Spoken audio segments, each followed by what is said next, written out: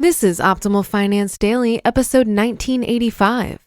What is debt consolidation? And should you seek help from a credit counselor? Both by Connie Schlosberg with DebtMD.com. And I'm your host and personal finance enthusiast, Diana Merriam. Now let's get right to it as we optimize your life. What is debt consolidation? By Connie Schlosberg with DebtMD.com. Should I get a debt consolidation loan? Dealing with multiple payments and different due dates each month can be extremely stressful. You should consider consolidating your debt if, number one, work, school, and/or family obligations are major distractions in your day-to-day life. Number two, staying organized is not your strong suit. Number three, simplifying your finances into one payment would make your life easier. And number four, enjoying what you have is more valuable than managing your debt. Tip: if you're curious about how much debt you have, try a debt analyzer tool before you get started. Things to consider before consolidating your debt. Number one, many of the low interest rates for debt consolidation loans may be introductory rates that only last for a few months. After that, your lender may increase the rate you have to pay, thus increasing your monthly payment as well as the interest you'll pay over time. Number two, the loan may additionally have costs and fees that you wouldn't have to pay if you continue to make on-time payments with your existing debt. Number three, although your monthly payment might be lower, it may be because you're paying over a longer time. This could mean that you'll pay a lot more overall. Number four, when you're ready to shop for a debt consolidation loan, compare loan terms and interest rates to find out how much you'll pay for the life of the loan. This can help you select the loan that saves you the most money. Number five, if you consider consolidating your debt through a second mortgage or a home equity line of credit, you'll be required to use your home as collateral. You could potentially lose your home if you don't make payments. On the brighter side, these loans may provide tax advantages that are not available with other types of credit. And number six, some consolidation loans may require you to pay points. Typically, 1 point equals 1% of the amount you borrow. What are the steps to take to consolidate my debt? First, make a list of your loan and credit card balances, including the interest rate and monthly payment for each one. Next, consider your debt consolidation options, such as a personal loan, home mortgage refinance, second mortgage, or line of credit. Loans can be secured or unsecured. Secured loans allow you to borrow against collateral, where unsecured loans are based on your credit worthiness. When you find the option that works for you, you must use the money to pay off your outstanding debt. I've consolidated my debt. What's next? Once you consolidate your debt, take the extra cash you should save each month and add it towards your savings goal. However, now that you worked hard to consolidate that debt, you need to be diligent in not using those credit cards. If you're serious about paying down your debt and achieving financial freedom, you need to stop buying on credit. Debt consolidation doesn't magically make your debt or shopping sprees disappear.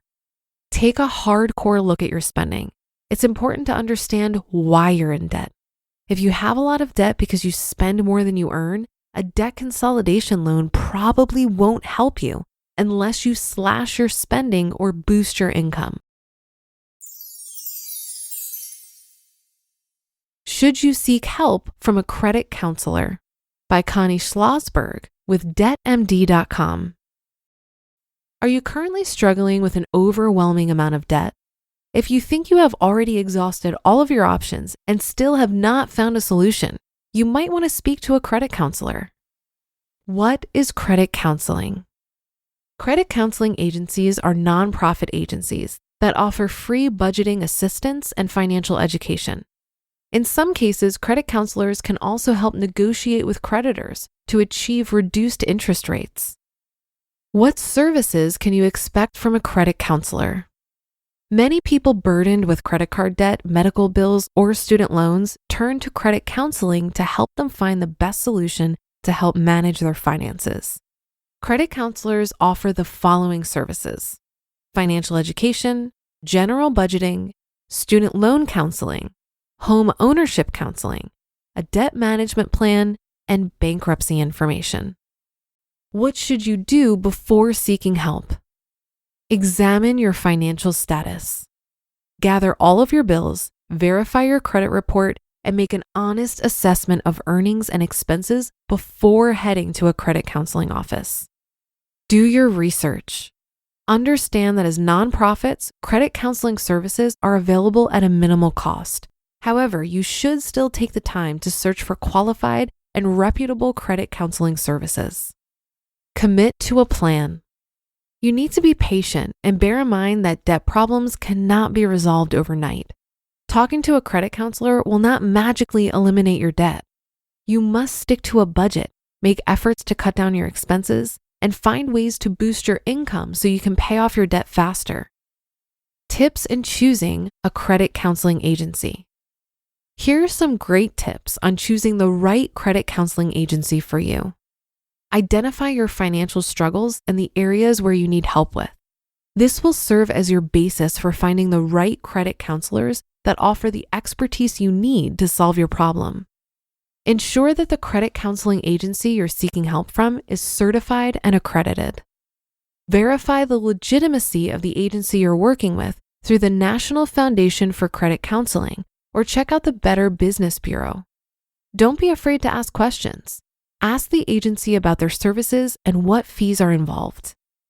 Credit counseling agencies are only there to guide you and help you assess your financial situation. They can help you develop a budget and find the best approach to manage your debts more efficiently. Through their guidance, you can work on finding the right solution to solve your financial dilemma.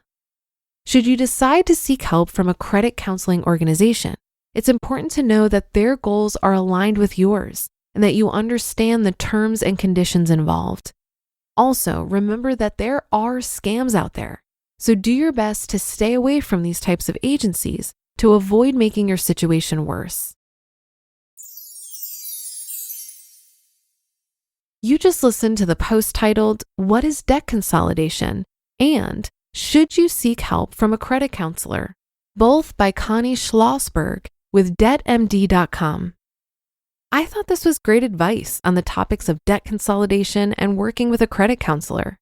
While it can be really beneficial to seek help from other people, and there are plenty of tools and tactics that can be deployed strategically to help you get out of debt, I think it's super important to work on the underlying reasons as to why we find ourselves in debt to begin with.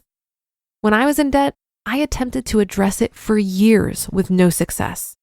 I needed a deep mindset shift around consumerism before I could actually change my spending habits. I needed to learn to appreciate the material abundance I already had to curb my desire for more. We've been conditioned since birth to be good consumers and to always want more, but it takes intentionality to explore how much is enough. When we reduce spending, it feels like deprivation for many of us, which we can tolerate for a while, but it's not sustainable. Learning to live within our means and to be satisfied while doing it is a life skill that our consumerist culture does not value at all. But for me, when I reduced my spending, I discovered creativity and resourcefulness that I didn't know I had. I started cooking every meal I ate, and I found that I actually love to cook. I started spending more time reading, journaling, working out, and developed a love for personal development. What first looked like deprivation led to me learning so much about myself and my interests. If you'd like to explore this concept of enough further, I recommend you check out a speech titled "The Journey to Enough" by Rose Lunsbury on the Economy Conference YouTube channel. That'll do it for another edition of Optimal Finance Daily. Thank you for continuing to listen. Have a great rest of your day, and I'll see you tomorrow where your optimal life awaits.